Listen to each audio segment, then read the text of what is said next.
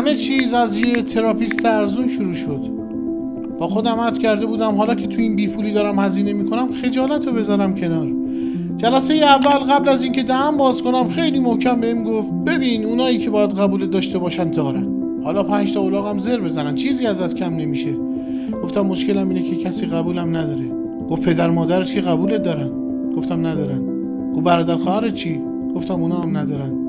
گفت مهم نیست من باورت دارم، حالا بهم بگو چی شده. بهش گفتم همه چیزم نابوده، زندگیم، عشقم، وضع مالیم. دیدم تراپیستم غرق فکر شده. بهش گفتم اگه اذیت میشین ادامه ندم.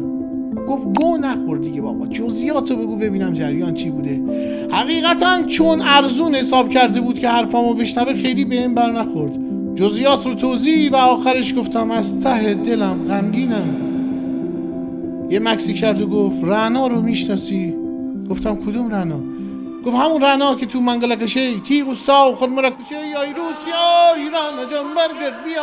بعدش هم بلند شد و دست منو گرفت و آورد وسط. یک رو با این ترانه تانگو رقصیدیم و بعدش هم نگاهی به ساعتش کرد و گفت جلسه امروز تموم شد، دوشنبه منتظرتم. دوشنبه پیشش بودم. قبل از اینکه من هیچ حرفی بزنم تراپیستم نگاهی به عمق کرد و آهی کشید و گفت مشکل از هر طرف بنویسی مشکله. نگاهی به عمق کردم و گفتم مگه اون واژه درد نبود؟ نگاهی به عمق کرد و گفت تو میفهمی یا من؟ بنال ببینم چی شده. حقیقتا چون ارزون حساب کرده بود خیلی به هم بر نخورد. از شکست عشقیم گفتم. مامانم آرزو داشت منو توی این شلوار ببینه. گفت کدوم شلوار؟ گفتم شلوار دامادی دیگه. گاویا قشنگ گاو. حقیقتا چون اونم تعداد بیماراش کم بودم بهش بر نخورد و بعد شروع کردم جزئیات رو گفتن. 10 دقیقه بعد تراپیستم داشت زار میزد از گریه.